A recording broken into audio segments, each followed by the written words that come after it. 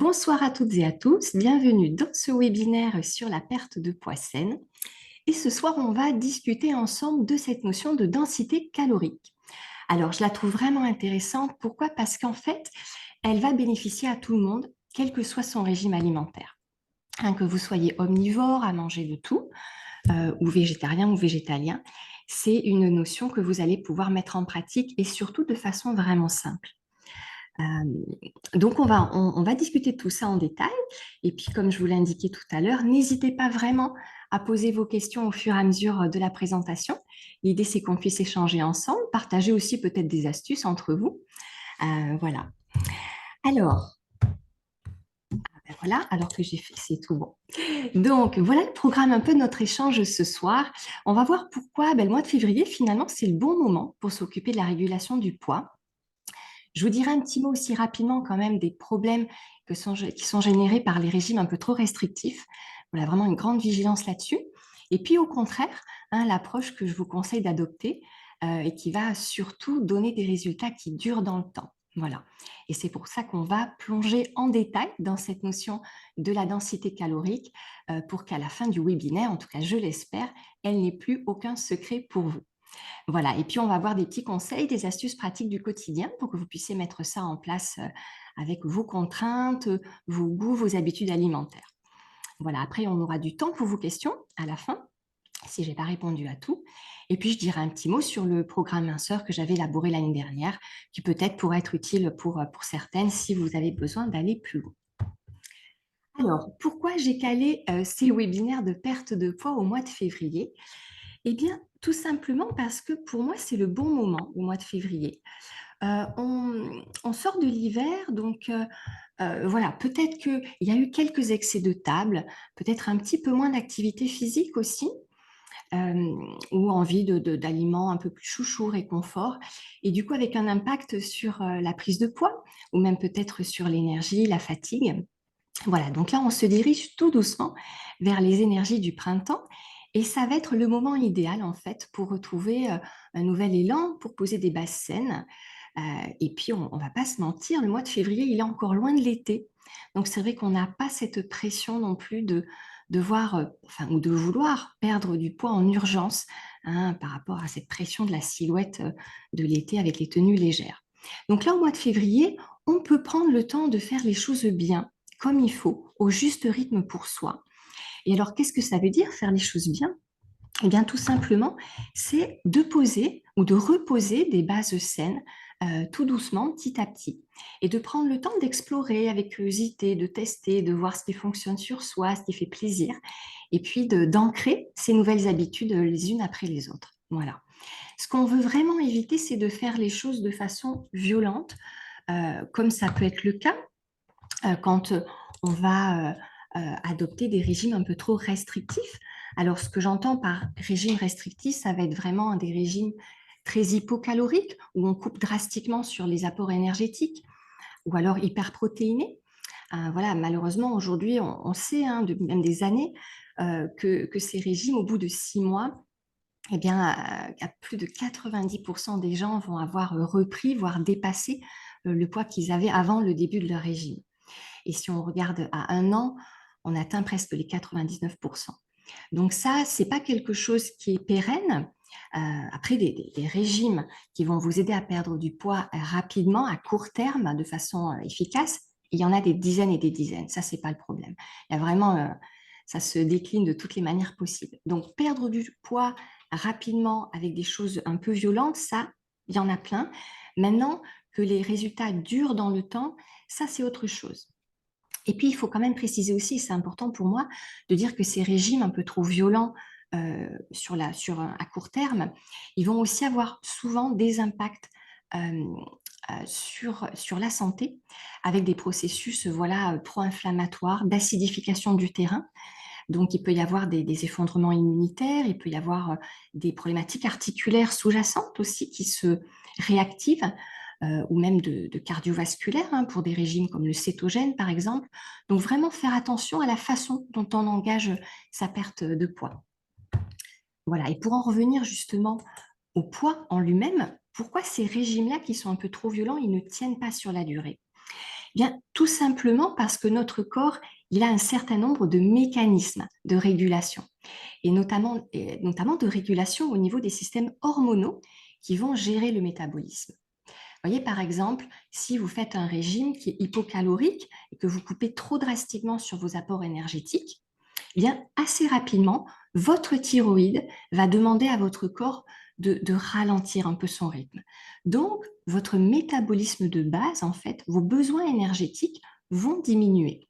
Voilà, donc ça peut se traduire par un peu de fatigue éventuellement, mais surtout quand après vous allez reprendre une alimentation qui couvre réellement vos besoins, eh bien là, le delta va être plus important et c'est là où vous allez reprendre beaucoup plus rapidement de poids. Et puis, ça, c'est un exemple, mais il y a plein d'autres mécanismes de régulation. En coupant, par exemple, trop fort les calories, vous allez avoir assez rapidement une augmentation de l'hormone de la faim. Donc, ça va être beaucoup plus difficile aussi de tenir avec la volonté.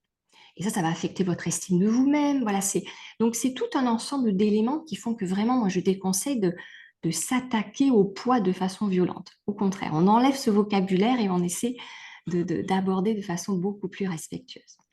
Et puis n'oubliez pas qu'un régime un peu comme ça drastique, ça va mettre votre corps en état de stress aussi. Donc vous allez activer tout ce qui est les hormones du stress, le cortisol, et ça va aussi avoir des effets délétères qui peuvent déstabiliser d'autres aspects de votre santé. Voilà, donc bon, vous l'aurez compris, hein, moi ce que je prône, et puis ce qu'on va aborder là ce soir ensemble, c'est plutôt un rééquilibrage alimentaire en douceur, à votre rythme, et puis, bien sûr, on va avoir besoin de garder cette notion de plaisir des repas. Voilà, c'est quand même une des choses importantes de notre quotidien, le plaisir de la table, le plaisir du partage. Donc, d'essayer de trouver des façons de réguler son poids en gardant ce plaisir de manger et puis en maintenant les effets dans le temps. Voilà. Donc, juste un petit mot, parce que peut-être c'est une question que vous vous posez quand on engage un rééquilibrage alimentaire comme ça, qui est sain, à quelle vitesse on peut perdre du poids? Et ça, la réponse, elle est vraiment très individuelle. Si vous êtes assez loin de votre poids de forme, vous allez perdre beaucoup plus vite au début. Et puis, plus vous êtes près de votre poids d'équilibre, hein, de votre poids santé, plus plus ça va prendre de temps. Voilà, donc essayez de voir aussi où vous en êtes. Pour certains, ça va être une perte de poids peut-être de 800 grammes dans le mois. Et puis, j'ai eu par le passé des personnes aussi qui ont perdu 7 kilos en un mois parce qu'il y avait beaucoup de rétention d'eau et puis qu'elles étaient assez loin de leur poids de forme. Donc, ne vous mettez pas forcément d'objectifs à court terme. Regardez comment votre silhouette évolue aussi et dans les vêtements, comment ça évolue, comment vous vous sentez. Voilà, et en faisant ça, vraiment en y allant à votre rythme, avec curiosité, en vous écoutant, euh, vous allez voir que vous allez gagner aussi confiance dans la façon dont votre corps réagit. On a moins l'impression de subir, de ne pas comprendre ce qui se passe. Vous allez voir que votre corps, dans les bonnes conditions, il est capable d'activer ses propres processus de régulation du poids. Et c'est ça qu'on essaie de faire, notamment avec la densité calorique. Voilà, en tout cas, toutes les transformations, les plus belles transformations, qu'elles soient au niveau physique, émotionnel ou mental, elles partent toujours d'un espace vraiment d'amour et de respect de soi. Donc, essayons aussi pour le poids, de garder cet état d'esprit. Voilà. Après cette introduction, on va plonger directement dans la notion de densité calorique. Alors, qu'est-ce que c'est? Eh bien, concrètement, la densité calorique, c'est en fait le reflet de la concentration des calories de l'aliment. Voilà, c'est le nombre de calories qui va être apporté pour un même poids d'aliment. À poids identique, est-ce que vous allez avoir plus ou moins? Voilà, donc est-ce que cet aliment, finalement, avec une petite quantité, il va vous apporter énormément de calories ou est-ce que finalement, il y a une forme de dilution et que vous allez pouvoir en manger beaucoup pour en avoir un petit peu moins? Et ça, c'est intéressant parce que ça va vous permettre, sans compter les calories, sans rentrer dans quelque chose vraiment de compliqué, d'ajuster vos apports et de pouvoir combler vos besoins énergétiques, mais sans les dépasser. Voilà. Et surtout, ce qui est intéressant pour tenir en fait sur la durée, c'est que en jouant avec cette notion de densité calorique dans vos repas, vous allez avoir des repas qui vous offrent une très très bonne satiété. Vous allez finir avec une sensation vraiment de satisfaction, de plénitude. Peut-être même pour certains qui avaient l'habitude de terminer toujours avec un petit dessert, eh bien voilà, vous allez pouvoir les sauter de temps en temps parce que vous vous sentirez bien et que ce sera plus nécessaire. Voilà, et de toute façon, quand on engage une perte de poids, vraiment, soyez vigilants sur cette sensation de frustration. C'est ce qu'on veut éviter au maximum, sinon il y aura toujours un effet rebond. Et puis, en faisant de cette manière-là, ce qui va se passer, c'est que vous allez aussi rassurer votre corps, puisque à la fin de chaque repas, vous serez comblé, calé quelque part. Voilà, donc ça permet aussi de détendre le système nerveux, de le relâcher, et c'est aussi un levier important pour rééquilibrer le poids. Voilà, et comme ça, on évite un peu le côté yo-yo et rebond. Alors, juste pour illustrer ça aussi un petit peu, sachez que l'estomac, en moyenne, alors ça dépend des gens, il y a des petites variations, mais en moyenne, notre estomac est rempli, calé, on va dire, avec à peu près 1 kg d'aliments. Voilà. Et cet estomac, il a des récepteurs à pression à différents endroits. Vous voyez, on les voit sur la slide là, ce qui fait que ces récepteurs vont s'activer quand l'estomac est rempli, qu'il y a une forme de distension. Et à ce moment-là, votre estomac va envoyer l'information au cerveau, le signal de satiété. Donc c'est bon, le repas est terminé, le corps a tout ce qu'il faut pour fonctionner. Et vous allez du coup avoir beaucoup plus de facilité en fait à moduler vos apports et à manger suffisamment, mais sans excès. Alors, pour que vous puissiez vous rendre compte aussi de ce que ça représente dans l'estomac, j'ai mis cette slide-là que je trouve assez intéressante. Et là, vous pouvez voir qu'est-ce que ça donne 500 calories des différents types d'aliments dans le ventre. Voilà. Alors, vous allez voir qu'à un bout de l'échelle, on trouve l'huile, voilà, sans surprise. C'est l'aliment le plus concentré au niveau des calories. Pourquoi? Eh bien, parce qu'une huile, c'est 100% de matière grasse. Voilà, on n'a pas de protéines, on n'a pas d'eau, on n'a pas de fibres, on n'a pas de glucides.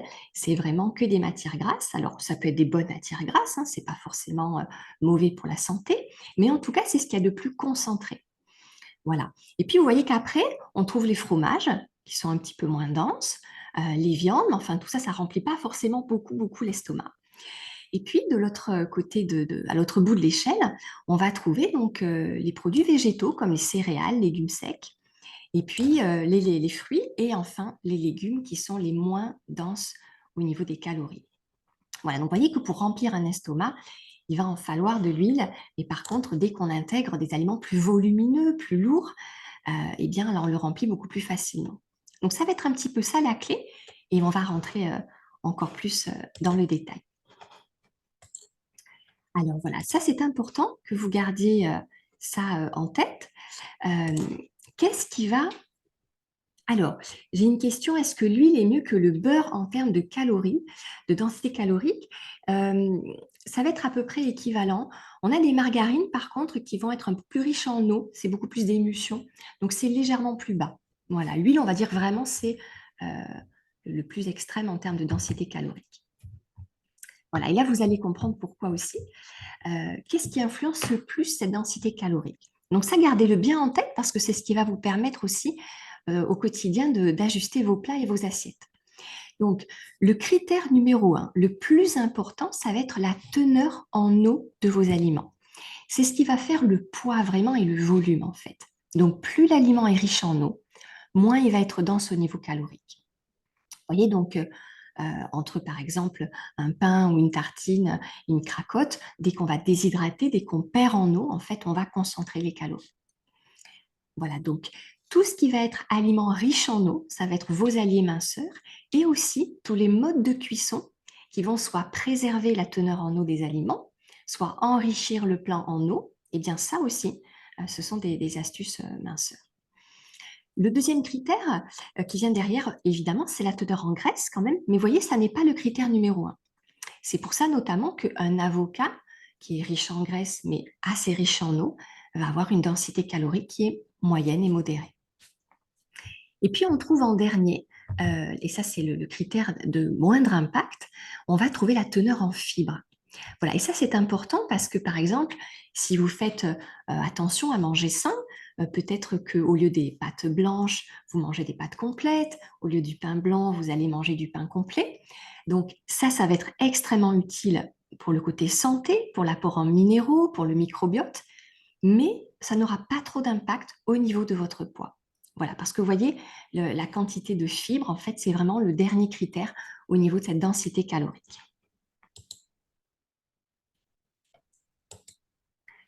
Alors là, je vous ai mis un, voilà, un exemple, voilà, la façon dont les principaux aliments végétaux se ventilent au niveau de la densité calorique. Et vous voyez que sur l'écran, donc, il y a une séparation, j'ai mis une limite aux environs des 145 calories au 100 grammes. Cette limite, elle est importante parce que les études ont montré que les personnes qui mangent une moyenne, voilà, une densité calorique moyenne sur la journée de maximum 145 calories, eh bien, enclenchent une régulation naturelle du poids. Ils peuvent vraiment manger à satiété le volume dont ils ont besoin sans se limiter. Il va y avoir suffisamment de, enfin, de fibres, enfin, l'équilibre des assiettes va être tel que le corps retrouve sa capacité de régulation sans effort. Voilà. Donc c'est pour ça que au niveau de vos assiettes, de vos repas de la journée, je vous encourage à favoriser un maximum les aliments qui sont en dessous de cette limite de 145 calories. Et puis de limiter en tout cas, de manger avec modération les ingrédients qui sont au-dessus. Alors, il n'y a aucun aliment à supprimer hein, quand on veut perdre du poids. Vous pouvez garder les aliments qui vous plaisent. Si vous mangez de tout, ben, continuez.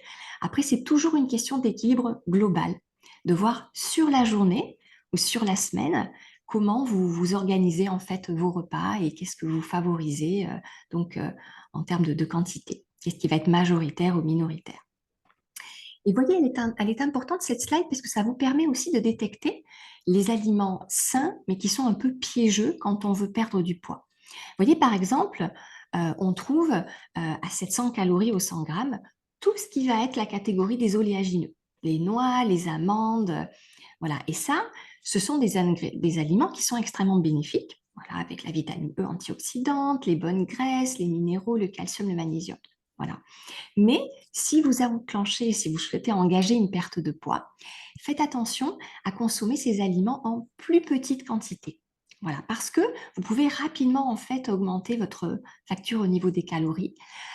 Et même si on mange très sain, que des aliments sains, mais qu'on est largement au-dessus de ses besoins caloriques, on va prendre du poids.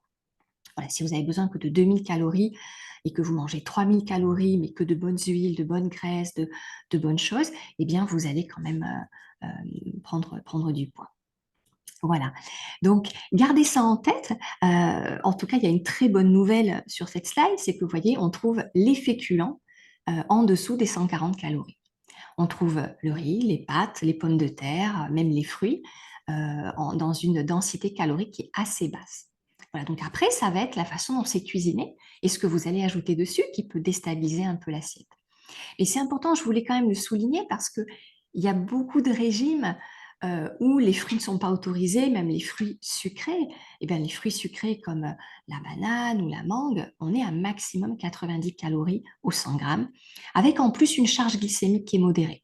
Donc vraiment, ne vous les interdisez pas. Pareil pour les féculents. Au contraire, ça peut être des atouts pour vous, pour atteindre vos objectifs de transformation. Alors là, on était sur les végétaux. On va quand même parler aussi des principaux aliments animaux, puisque peut-être vous, vous êtes omnivore. Donc, vous voyez que là, pareil, on a une plage qui est assez grande au niveau des densités caloriques. Sans surprise, on va trouver en dessous de la limite voilà, des 160 les, les viandes ou les poissons un peu plus maigres hein, qu'on trouve souvent dans les régimes, le thon, les œufs, l'escalope à la vapeur. Voilà. Mais après, vous voyez qu'on va assez vite basculer au-dessus des 170, même pour des viandes dites maigres à teneur réduite en matière grasse. Hein, vous voyez que le bœuf à 10%, on le trouve à 170 calories. Voilà, alors encore une fois, hein, ça ne veut pas dire de les supprimer, peut-être de les réduire un peu en quantité. En tout cas, et on va le voir juste après, quand dans votre assiette, il y a ce type de produit en quantité importante, c'est important de pouvoir compenser à côté et de jouer sur l'accompagnement en fait et la garniture et les assaisonnements aussi pour limiter, pour que au global, ça reste bénéfique pour vous. Voilà, et puis vous ne serez pas surprise hein, de voir que le saucisson ou le bacon, on les trouve dans les densités les plus élevées. Voilà, ça reste assez logique tout ça.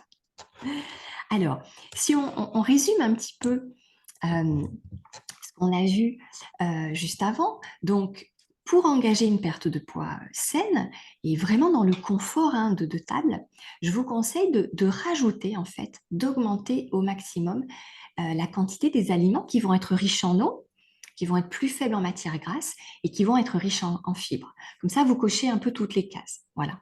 Et ce type d'aliments, eh bien, ça va être les aliments végétaux qui vont être peu transformés. Donc, on a les légumes, évidemment, on a les fruits, mais on a aussi les légumes secs et les céréales.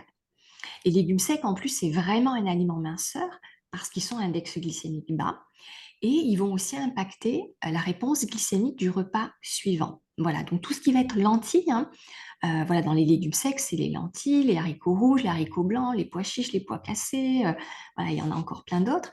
Donc vous pouvez aussi beaucoup jouer avec ça pour vos assiettes végétales. Et puis du coup, avec plus de modération, eh bien, ce sera tout ce qui est graines et oléagineux. Voilà. Et puis, comme je vous disais, si vous, effectivement, vous avez des assiettes qui sont vraiment centrées sur les produits animaux avec une belle pièce de viande ou de poisson, là, il va être nécessaire un peu de compenser. Pourquoi? Parce que tous les produits animaux, voilà, en majorité, ils vont être très faibles en eau, riches en graisse. C'est vrai qu'on les voit souvent comme des protéines animales, mais il y a plus de graisse que de protéines dans la viande ou le poisson. Et puis, ils n'auront pas de fibres. Voilà, donc eux, au contraire, ils vont plutôt être en faveur de la prise de poids, surtout qu'également, ils vont enclencher ils sont pro-inflammatoires, donc ce sera important de compenser, de tamponner tout ça. Voilà, donc un produit animal dans votre assiette, eh bien, vous allez associer avec beaucoup de fruits, de légumes à côté. Et c'est ce que nous, en naturopathie, on appelle une assiette dissociée. Alors celle-là, voilà, elle correspond vraiment à l'assiette assez classique qu'on a dans les régimes. Elle peut convenir à beaucoup de personnes, voilà, donc ne l'excluez pas non plus. Mais un point de vigilance par contre, si vous êtes avec des problématiques inflammatoires, articulaires ou cardiovasculaires. Voilà, parce que ces produits animaux vont être quand même assez riches en graisses saturées et en produits inflammatoires aussi. Voilà, donc si c'est votre cas, essayez vraiment d'intercaler avec des repas qui sont entièrement végétaux pour pouvoir justement équilibrer aussi pour vous et pas avoir de conséquences au niveau de la santé.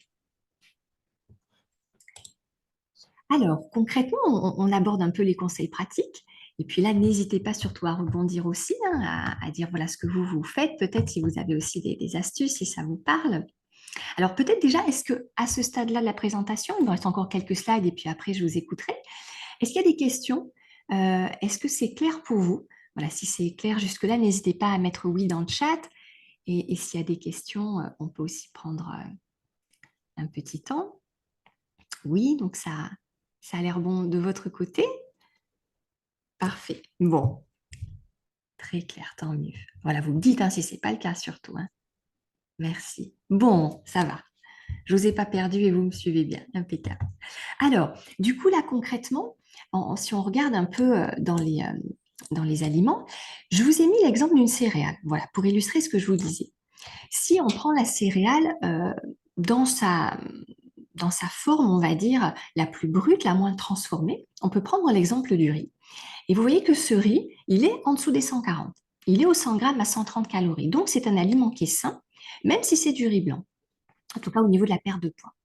Si on le transforme déjà un petit peu, donc on va utiliser une farine et puis on va en faire une petite pitane. Donc là, vous voyez que déjà, il y a une forme de déshydratation du produit. Et bien là, on est déjà sur le double en termes de densité calorique. Et puis, si on pousse encore à l'extrême le processus de transformation, on aboutit sur la cracotte. Alors là, c'est du seigle, mais ça pourrait être aussi une cracotte de blé ou d'une autre céréale. Et là, vous voyez qu'on est à x3 au niveau de la densité calorique. Et pourtant, cette cracotte, elle est saine pour la santé. On est sur du seigle, c'est très riche en fibres, il n'y a pas de matière grasse. Oui, mais c'est un produit qui est déshydraté au maximum. Et c'est pour ça que, au niveau de la perte de poids, ça peut être un peu problématique. Et d'ailleurs, vous avez dû vous en rendre compte si vous en mangez, parce que c'est très aéré comme texture, c'est très léger.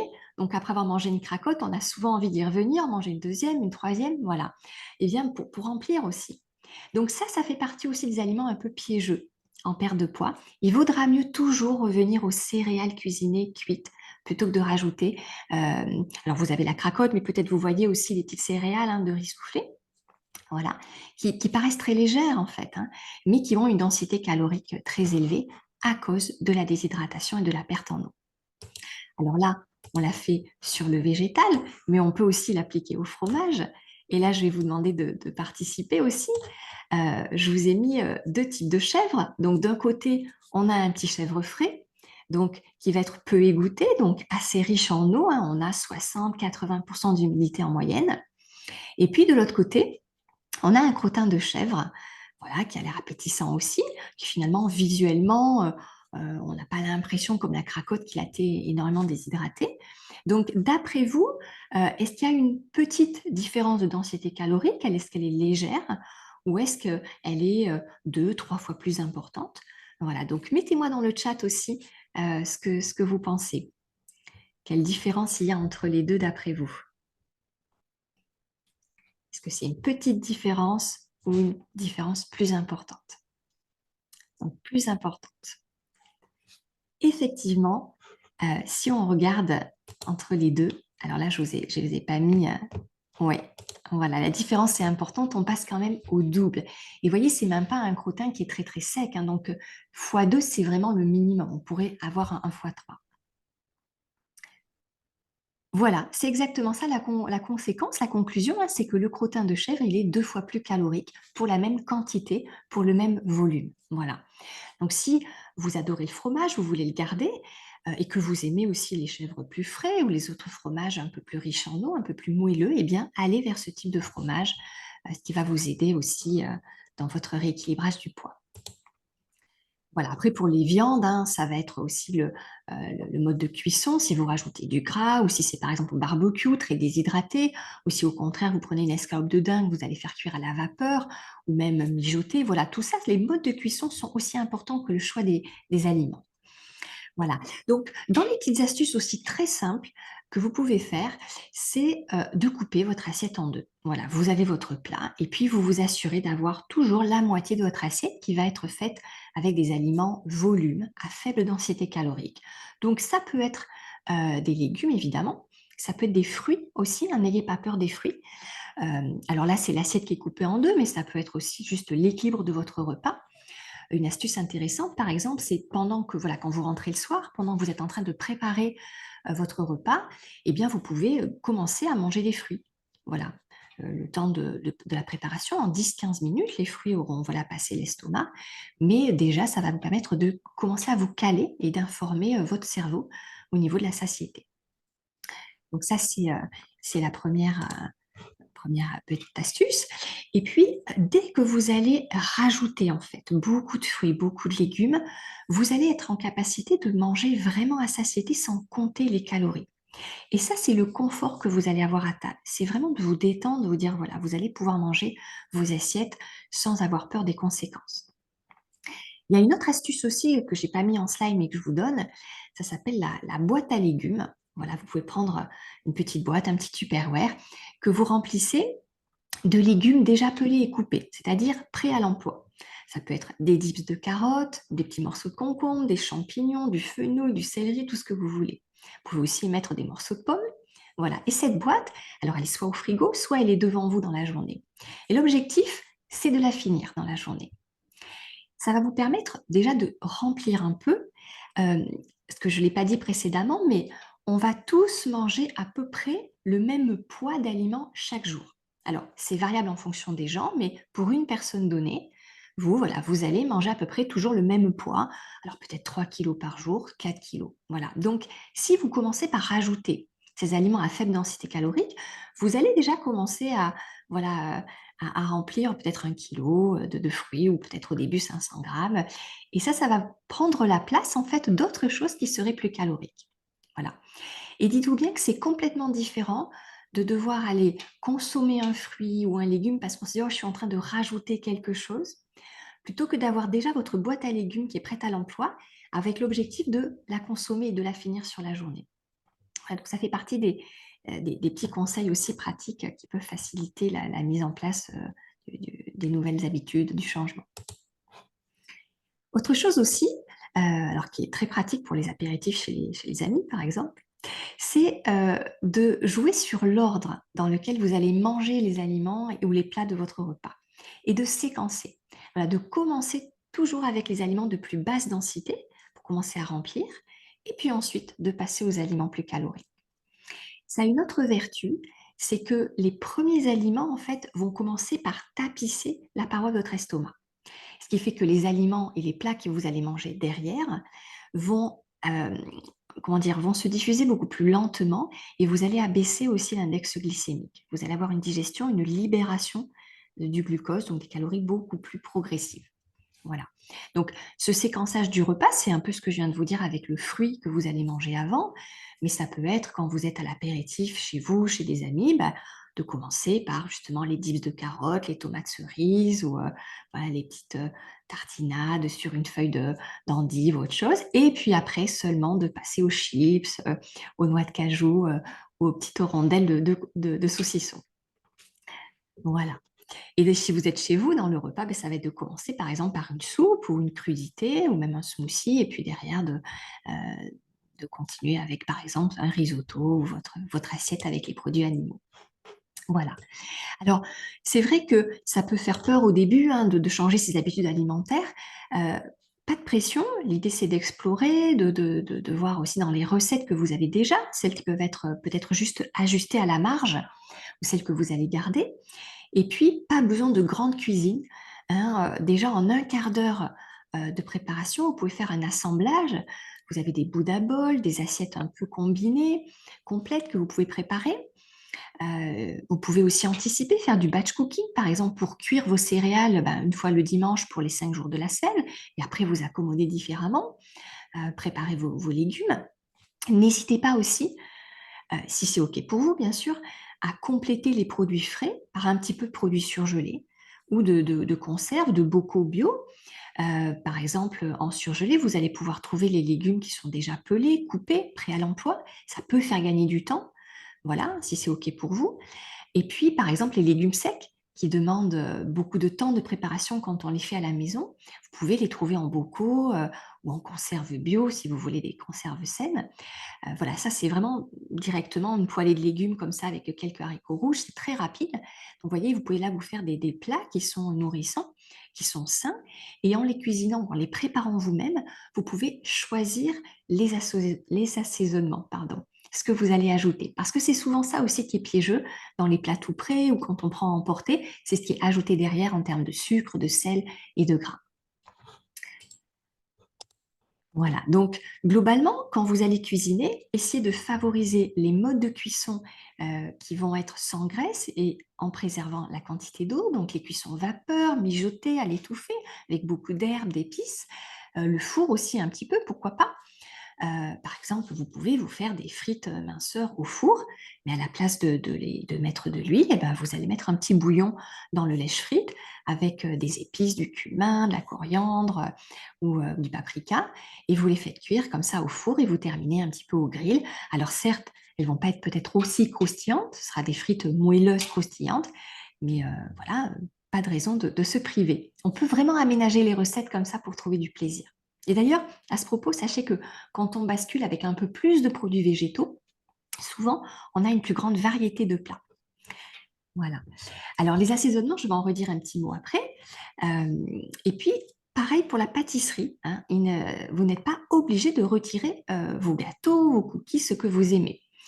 L'idéal, ce sera les pâtisseries, encore une fois, qui seront riches en eau, comme les flans, les crèmes dessert. Et puis, quand ce sont des gâteaux, vous pouvez remplacer une partie de la matière grasse par d'autres ingrédients qui vont apporter du moelleux.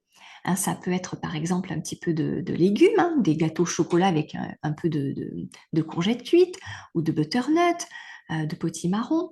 Ça peut être aussi avec un peu de compote ou de banane écrasée, comme on trouve dans les recettes végétaliennes. Et puis dans les brownies, vous pouvez aussi avoir des haricots rouges. Voilà. Donc tout ça, ce sont des astuces. Ça prend du temps d'explorer des recettes. Nous, on considère en naturopathie qu'il faut facilement un an hein, pour changer ses habitudes. Donc, on y va par étapes et puis on essaie de trouver des recettes qui font plaisir. Et surtout, notez-les-vous au fur et à mesure, celles qui vous plaisent, pour vous constituer votre petit pool de recettes minceurs avec lesquels vous pouvez profiter et qui font plaisir peut-être à toutes les personnes aussi de la maison. Parce que les deux sont compatibles. Voilà. Alors, je vous disais, les assaisonnements aussi sont clés. Et c'est vrai. Alors là, je vous ai remis les sauces que je vous avais envoyées dans la newsletter du mois dernier. Donc peut-être que vous les avez vues passer, mais là, vous les aurez de nouveau. Euh, une des clés aussi minceur, ça va être de faire vos propres sauces maison à teneur réduite en matière grasse.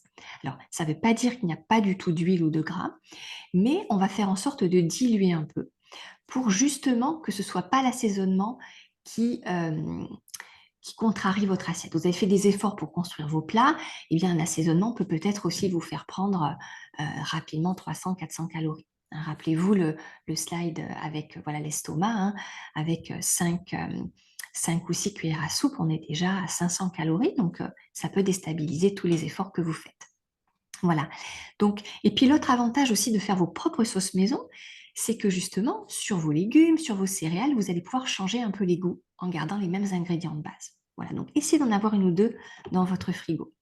Donc là, vous en avez une qui est à base de purée d'oléagineux, de purée de sésame, avec un peu de citron et de cumin, et vous diluez après avec de l'eau ou du lait végétal. Là, je vous en ai mis une un peu plus avec des goûts asiatiques, où on va intégrer la sauce soja, la pâte miso, la cacahuète. Et puis après, bon, il y a le style guacamole hein, avec l'avocat. On peut diluer avec du yaourt. On peut aussi diluer avec une purée de pois cassés. Voilà, c'est des choses qui permettent aussi d'avoir une sauce très agréable, très onctueuse, à index glycémique bas et vraiment avec une teneur très réduite en matière grasse. Alors, je serais curieuse d'ailleurs, parce que vous aviez dû recevoir la newsletter, est-ce qu'il y en a parmi vous qui ont testé ces sauces-là ou d'autres sauces maison que vous auriez pu faire avec vos propres ingrédients? Est-ce que vous en avez certaines d'entre vous testées?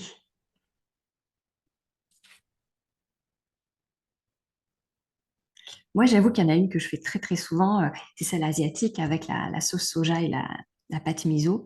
Moi, j'avoue que je l'aime beaucoup beaucoup. Je trouve qu'elle se marie aussi bien sur les céréales que sur les crudités. Et puis celle-là aussi, dans les salades, je la trouve très sympa, mais là, il faut aimer le côté sucré-salé avec l'orange et l'amande. Voilà. Alors, on va arriver aux questions parce que je voulais quand même garder suffisamment de temps. Il nous reste 20 minutes. Je dis juste un tout petit mot rapide sur le programme que j'avais élaboré l'année dernière. Alors, on est tous différents, donc pour certaines personnes, rien que le fait d'intégrer, de jouer avec cette notion de densité calorique, ça va suffire pour perdre les petits kilos qui restent. Pourquoi? Parce que mine de rien, sous couvert de densité calorique, on va tranquillement intégrer des aliments qui sont aussi plus alcalins, plus riches en fibres, donc un index glycémique bas, plus anti-inflammatoires aussi. Hein. On sait que le niveau d'inflammation joue beaucoup, beaucoup sur la perte de poids. Voilà, il n'y a pas que les calories, évidemment. Donc, en tout cas, en jouant avec cette notion-là, on va rééquilibrer de façon à déloger les kilos. Donc, pour beaucoup, ça suffit. Mais pour certaines personnes, s'il y avait besoin d'aller un cran plus loin, d'avoir une approche encore plus globale, hein, qui intègre peut-être la résistance à l'insuline, le côté cardiovasculaire, inflammatoire, voilà, c'est pour ces raisons-là que j'avais construit ce programme. Donc, je vous ai remis le lien. Voilà, vous pourrez aller regarder si ça vous intéresse et puis me poser des questions s'il y en a. En tout cas, vous y trouverez des recettes et puis un programme d'accompagnement vraiment peu pas à pas. Il y a 8 modules au total. Voilà, et puis on intègre aussi des méditations, le relâchement, l'activation du nerf vague. Donc voilà, pour des situations où c'est un peu plus délicat de perdre du poids, pour des situations de santé délicates aussi, ça peut être intéressant. Voilà, et donc ce programme-là, encore pendant 2 semaines, là, du coup, je le propose à un tarif un peu plus accessible et réduit après ce webinaire. Voilà. Alors, moi, je vous ai communiqué voilà, les informations qui me semblaient importantes pour vous orienter un petit peu. Et maintenant, on va pouvoir prendre vos questions, donc n'hésitez pas. Alors, je vois que déjà dans le chat, il y a une question. Comment cuire à la poêle avec de l'huile? Alors, à la poêle, en fait, vous pouvez faire un mélange, c'est-à-dire que vous n'êtes pas obligé de retirer complètement l'huile. Vous pouvez en mettre voilà, une toute petite quantité et rajouter un peu d'eau. Voilà, et vous mettez surtout pas mal d'épices ou d'herbes pour donner du goût. Et là, vous allez pouvoir faire revenir vos légumes. Ça marche aussi avec l'ail et l'oignon.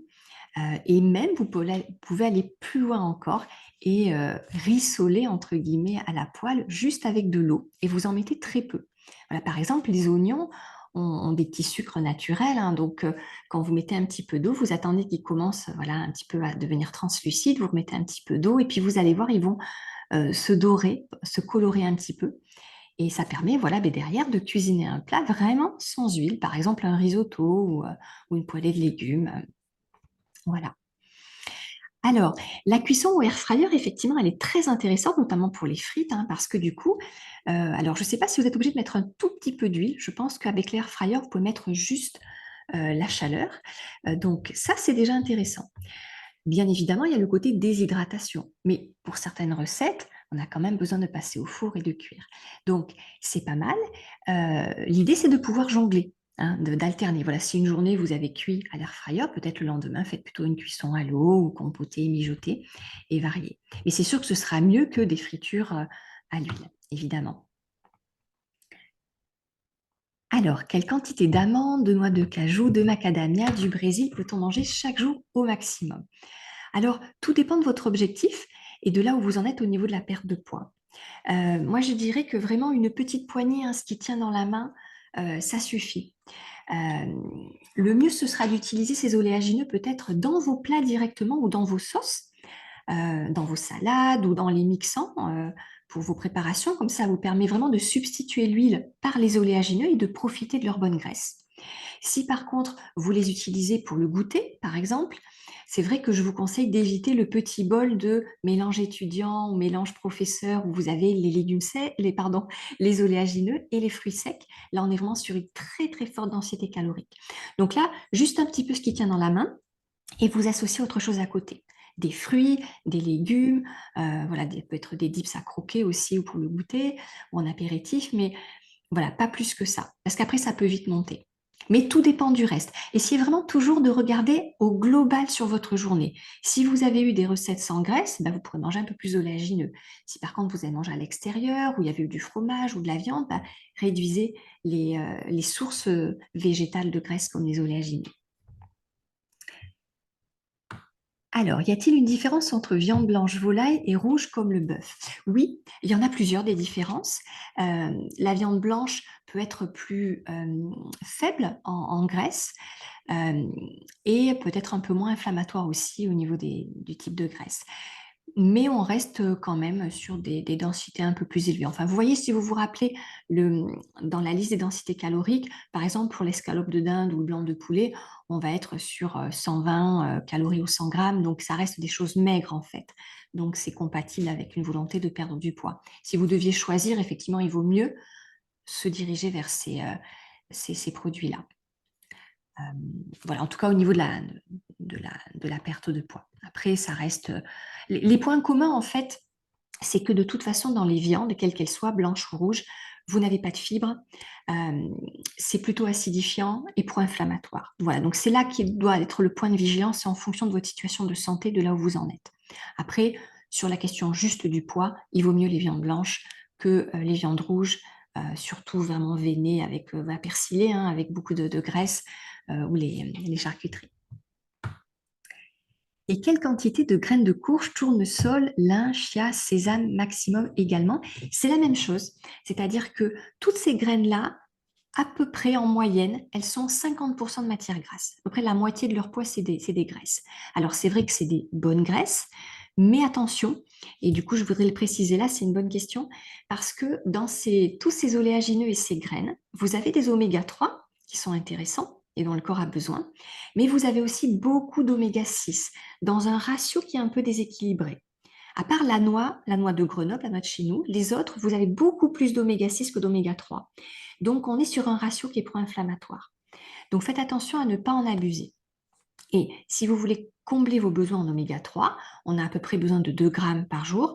Donc, on va dire que une cuillère à soupe de graines de lin ou une cuillère à soupe bombée de graines de chia, ça vous permet de couvrir vos besoins en oméga 3 à courte chaîne. Voilà, vous n'avez pas besoin de plus. Alors c'est vrai que c'est un peu piégeux, hein. Nous c'est pareil en naturopathie, au début on veut mettre beaucoup de bonnes huiles, de bonnes graisses, de bonnes graines, et puis peut se retrouver avec une densité calorique trop élevée sur le plat et un ratio aussi pro-inflammatoire. Donc faites attention à ça, c'est le petit point de vigilance. Et du coup, je vais me permettre de peut-être de défiler juste pour vous montrer, parce que ça illustre un peu vos questions, ce cas pratique.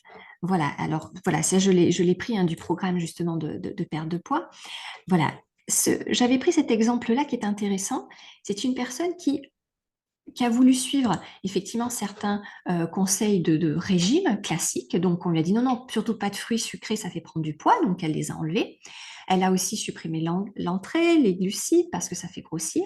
Donc, elle a décidé de se faire une bonne salade avec des bonnes graisses, du coup, à index glycémique bas, où elle a mis des olives, des graines et de la vinaigrette classique. Et puis, parce que quand même, elle veut se faire un peu plaisir, elle a pris 2 carrés de chocolat. Voilà, alors elle bloque un peu au niveau de la perte de poids. Donc, on va regarder dans le détail. Et voilà un peu, si on split un peu tous les ingrédients. Voilà, avec cette salade, concombre, feta, olive, noix et huile d'olive, on arrive à 800 calories. Bon, ça, c'est pas forcément un problème, mais on a surtout 80% des calories qui viennent des matières grasses. Voilà. Et en volume, ça va pas forcément faire un plat qui est très volumineux, donc qui cale, d'où l'envie aussi et le besoin de terminer par une petite touche sucrée. Donc, on a un repas, voilà, en tout cas, qui est à 950 calories. Si on voulait vraiment l'aider déjà, au niveau de satiété et au niveau du confort du repas, on pourrait au contraire lui réintégrer une pomme un peu avant le repas. Et puis, elle garde sa salade, mais au lieu de la vinaigrette, elle peut faire une petite sauce miel moutarde. Voilà. Et puis, un plat un peu plus généreux avec du riz, des pois chiches. Et puis, vous voyez, l'astuce de couper l'assiette en deux avec la moitié de courgettes. Voilà. Alors, qu'est-ce que ça donne, ce plat-là? Eh bien là, on est sur 500 calories. Voilà. Et avec une bonne satiété. Donc, voilà, là, c'était pour illustrer un peu et pour vous dire que vraiment, les oléagineux et les graines, vous les gardez évidemment, mais avec modération quand il y a cette volonté de perdre du poids, parce que parfois, c'est ça qui peut bloquer, vraiment. Parce que quand on en met beaucoup, on peut avoir un grand pourcentage en fait de ces apports caloriques qui viennent des graisses. L'idéal, c'est de ne pas dépasser 25, maximum 30% de ces calories qui viennent des matières grasses. Voilà. Alors, je regarde du coup pour pas oublier vos questions. Voilà, j'en étais là. Donc, Hélène, la crème fraîche est-elle à diminuer? Et si oui, par quoi la remplacer pour les tartes salées? Alors, c'est une excellente question. Oui, c'est vrai que pour différentes raisons, moi, j'encouragerais bien à remplacer la crème fraîche et surtout dans les tartes parce que honnêtement, en général, on ne se rend pas trop compte. On ne voit pas la différence. C'est vraiment une des recettes dans lesquelles c'est pratique de remplacer la crème fraîche. Et vous pouvez la remplacer par soit des petites briques végétales de crème cuisine, comme des crèmes soja cuisine, avoine cuisine, amande cuisine. Donc ça se trouve dans les magasins bio ou dans les magasins traditionnels, vous avez la marque Bjorg qui fait ça aussi. Voilà. Alors dedans, vous verrez, il y a un petit peu d'huile quand même parce que c'est une émulsion. Mais ça sera plus intéressant que la crème fraîche. Et vous n'aurez pas le côté pro-inflammatoire aussi. Sinon, vous pouvez remplacer par du tofu soyeux. Alors, c'est une préparation de tofu, mais qui est très moelleuse, très riche en eau, qu'on trouve pour le coup uniquement dans les magasins bio, au rayon frais. Et là, vous allez pouvoir... Pardon? Je vous écoute, Sylviane. Ah non, non, non, j'ai toussé seulement. Ah, pardon. Je pensais que vous vouliez me dire quelque chose. Non, non, Donc merci. voilà. Donc, ces petites crèmes alternatives végétales, elles sont plus intéressantes dans les tartes. Et vous gardez les œufs, par contre, pour faire votre appareil, vous gardez votre recette à l'identique. Si vous basculez sur le tofu soyeux, vous pouvez aussi retirer les œufs parce que la texture est telle que ça va vraiment figer. Donc, il n'y a pas besoin de l'œuf pour voilà, que ça fasse une tarte qui se tienne. Et puis, si vous voulez même aller encore un cran plus loin, eh bien, vous remplacez votre tarte par un gratin, c'est-à-dire vous retirez la pâte, parce que finalement, c'est aussi la pâte qui va être voilà, un peu plus déshydratée. Mais ça, vous voyez, il y a différents degrés, en fait, dans le remaniement d'une recette, mais déjà de remplacer la crème fraîche, oui, ça peut être très intéressant. Alors, si il y a plus de grignotage, en fait, où vous mangez plus en quantité, à cause du stress. Toutes les pratiques en fait de détente, de gestion du stress vont être intéressantes, mais déjà dans votre repas, essayez de manger un peu ce qu'on appelle en pleine conscience, d'être vraiment dans les sensations, de bien mastiquer, de bien mastiquer. C'est vrai qu'aujourd'hui, on est beaucoup à manger assez rapidement. Voilà, on mastique une ou deux fois et hop, on gobe un peu les, euh, les bouchées. Ça peut aussi perturber la qualité de la digestion. Donc, prenez le temps au moins de mastiquer 4, 5 fois et de vous concentrer surtout au début du repas sur les sensations, le goût, le plaisir en fait. Voilà. Ça va vous permettre de réguler plus facilement la quantité que vous mangez. Et puis après, et ça c'est aussi quelque chose que j'aborde dans le programme hein, sur la gestion du poids, toutes ces pratiques de relaxation, de méditation, tout ce qui va activer le nerf vague, ça va aussi jouer sur l'axe du stress et notamment le cortisol. Et ça va vous aider à perdre beaucoup plus facilement du poids. Voilà. Alors, la question suivante, est-ce qu'un mélange banane-avocat avec une cuillère à soupe de graines de lin, de l'huile de colza et du jus de citron peut remplacer un repas? Alors, il faudrait voir en termes de calories quand même. Un repas, on va dire que c'est bien quand même quand il cale pendant 3 heures. Voilà, c'est un peu l'objectif. Après, si au bout de 3 heures, vous avez faim, c'est normal, vous prenez un fruit ou un petit encas. Mais en dessous, alors voyons, une graine de lin, de l'huile de colza et du jus de citron peut remplacer un repas. Peut-être, alors là, on est vraiment, on est sur un repas qui sera du cétogène parce qu'on a quasiment que des sources de graisse à part la banane. Euh, Peut-être pour un repas rapide du midi, ça peut suffire. Il faudrait voir combien de temps ça cale. C'est possible. À tester. Peut-être, Élise, c'est dans vos habitudes, donc dites-moi si vous l'avez fait. Alors, Oui, je l'ai déjà ouais, essayé en fait, c'est ça. Mais je combien voulais de savoir si temps? c'était équilibré ou pas, ou si c'était complètement déséquilibré. Alors, il n'y a pas beaucoup de glucides. Vous avez quand même une grande, grande majorité des calories de ce repas qui viennent du gras. Bon, avec l'avocat, c'est des oméga 9. Vous avez les graines de lin, une cuillère à soupe. Donc là, on est bien sur les oméga 3. L'huile de colza peut-être est superflue, en fait. Parce que c'est vrai que toute huile, de toute façon, ça reste un produit raffiné. Alors, ça peut faire bizarre, mais on n'a pas le totum de l'aliment comme avec la graine de lin. Vous avez extrait de l'huile. Donc, euh, c'est peut-être pas nécessaire. Vous avez déjà les oméga 3 avec le lin. Moi, j'aurais peut-être rajouté d'autres fruits pour faire un peu plus de volume aussi, plus de satiété. Puis là, vous parlez justement, Élise, du côté équilibré, donc d'avoir aussi peut-être un peu plus de fibres, un peu plus de minéraux, de vitamines, ce côté Oui, parfois qualitatif je aussi. rajoute un kiwi. Voilà, ben c'est bien de rajouter un peu. Voilà, peut-être. Moi, j'aurais enlevé l'huile de colza, j'aurais mis un ou deux fruits de plus. Comme ce serait comme ça presque une salade de fruits plus plus. Voilà, avec l'avocat et puis les graines et le citron. Et ça, oui, ça peut caler. Alors, combien de temps ça vous cale, Élise? Peut-être pas plus Bah, de ça, 2 heures, ça cale quoi. bien. Non, en général, je peux même pas finir. Ah, d'accord. Ok. Voilà. Donc, ben, si ça fonctionne bien, gardez-le. Oui, c'est ça aussi, c'est d'explorer et de voir aussi, vous, comment vous réagissez, hein, chacun avec ces recettes-là. Mais c'est vrai que j'aurais quand même enlevé l'huile de colza pour mettre des fruits. Et là, on peut D'accord. dire là, on a quelque chose d'équilibré. Alors, c'est bizarre, ça sort un peu des repas classiques, mais là, c'est pas mal. Et puis, de toute façon, même quand on manque de temps hein, le midi, il faut pas hésiter à sortir un peu des sentiers battus pour les repas, c'est-à-dire un smoothie énergétique quand on n'a pas le temps, ou comme ça, une salade de fruits plus plus. Ça, c'est précieux parce que du coup, c'est digeste, ça cale, et puis on va quand même couvrir beaucoup de besoins nutritionnels aussi en termes de minéraux, de vitamines, de fibres. Donc voilà. Il vaut mieux ça que de manger sur le pouce au lance-pierre un repas acheté à l'extérieur et qui ne serait pas forcément adapté à ses besoins, quoi. Oui. Oui. Merci. Voilà. Merci pour vos partages, hein. Tout ça, c'est intéressant. Et puis, toutes les questions que vous vous posez, hein, dites-vous bien que d'autres personnes se les posent aussi. Donc, on est là pour partager nos astuces. Alors, est-ce mieux de manger un fruit au début ou en fin de repas? Alors ça, c'est très individuel.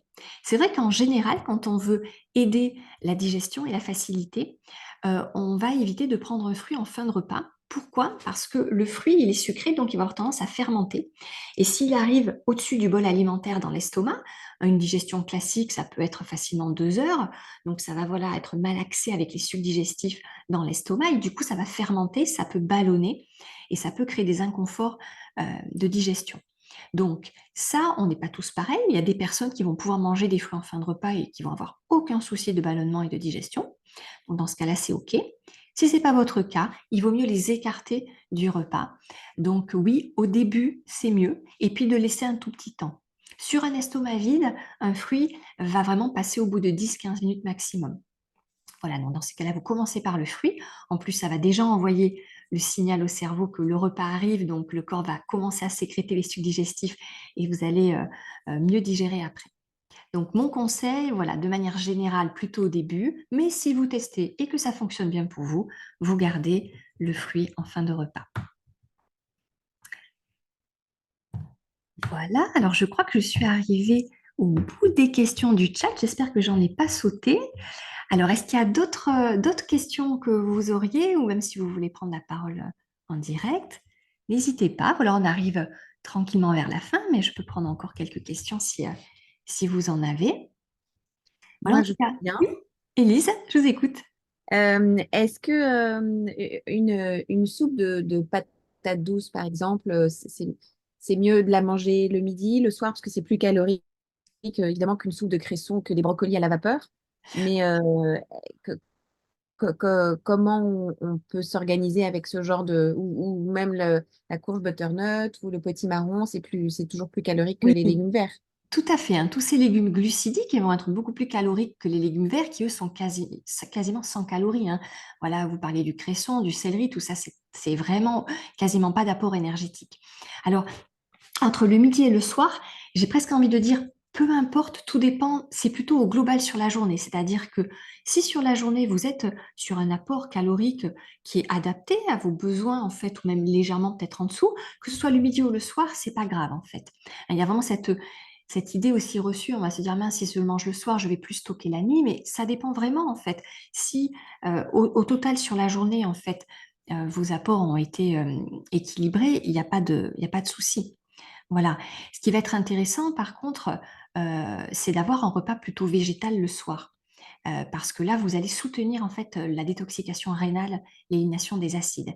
Mais que ce soit des soupes à base de légumes glucidiques, potimarron, butternut, patates douces ou des légumes verts, ça va être à peu près pareil. Parce que de toute façon, toutes ces catégories-là sont riches en minéraux alcalins, donc basifiants et tampons acides. Voilà. Après, pour la digestion, c'est sûr que ce sera beaucoup plus léger, ce qui est à base de cresson ou de légumes verts, plutôt que les légumes glucidiques. Voilà, donc le risque, en fait, c'est si vous mangez très tôt le soir, parce que là, vous aurez très peu de calories et vous risquez d'avoir envie de grignoter. Mais si ce n'est pas votre cas, pour le soir, c'est parfait. Voilà. D'accord. Donc faites attention à ça aussi, en fait. Voilà. Et on peut, pour rendre plus onctueuse une soupe de cresson, moi je rajoute de l'huile de coco, mais du coup, c'est pas Et conseillé oui, finalement. c'est dommage en fait.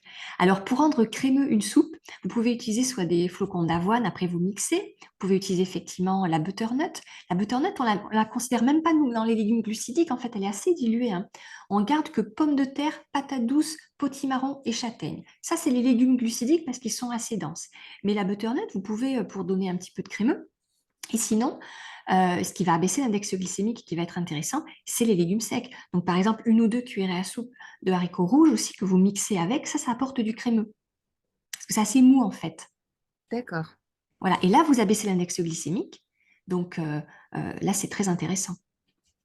Mais d'accord. il faut voir au niveau des goûts. Mais voilà, le haricot rouge, il est assez neutre. Moi, je le mets même dans les smoothies, par exemple. Quand j'ai besoin d'abaisser l'index glycémique ou qu'il soit un peu plus crémeux, on peut mettre le haricot rouge cuit, hein, bien sûr.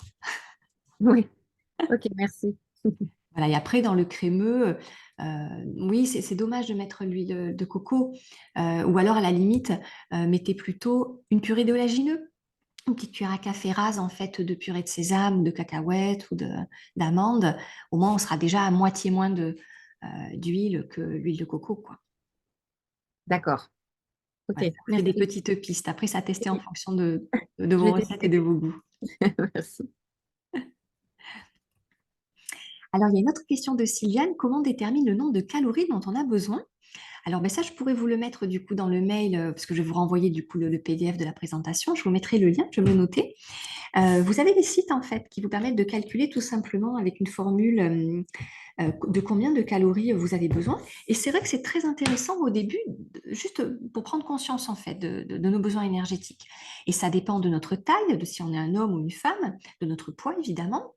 C'est-à-dire qu'au fur et à mesure où on perd du poids, on va aussi avoir moins besoin de calories. Donc c'est important de réactualiser les choses au fur et à mesure. Et puis, ça dépend de notre activité physique de la journée, est-ce qu'on est plutôt sédentaire ou très actif. Donc, vous avez des sites, en fait, hein, et je vous en mettrai un, qui vous permettent de rentrer tous ces paramètres et avec une formule établie qui vous donne de combien vous avez besoin. Et c'est vrai qu'il y a cette balance quand même de calories qui compte, hein. Il n'y a pas que les calories, hein, qui font maigrir. Enfin, voilà, c'est vrai qu'il y a beaucoup de sites ou de régimes où ils ne parlent que de ça. Il y a bien d'autres choses, hein, qui interviennent, comme la qualité du microbiote. Donc, à calories identiques, on peut prendre du poids ou perdre du poids en fonction de son écosystème intestinal, de son niveau d'inflammation. Mais en tout cas, pour les calories, c'est vrai que c'est intéressant de savoir à peu près de combien on a besoin. Est-ce qu'on est sur 1800 calories? Est-ce qu'on est à 2000, 2500? Et puis, peut-être d'essayer d'être un tout petit peu en dessous, mais pas trop, pour pas enclencher les mécanismes rebonds au niveau du métabolisme. Donc, un peu en dessous, c'est quoi? 5-10%, voilà, c'est déjà pas mal. Et ça, en rajoutant des aliments de faible densité calorique, eh ben, on peut arriver à ces 5 à 10% suffisants pour commencer à venir consommer un peu les graisses stockées et à harmoniser un peu le poids.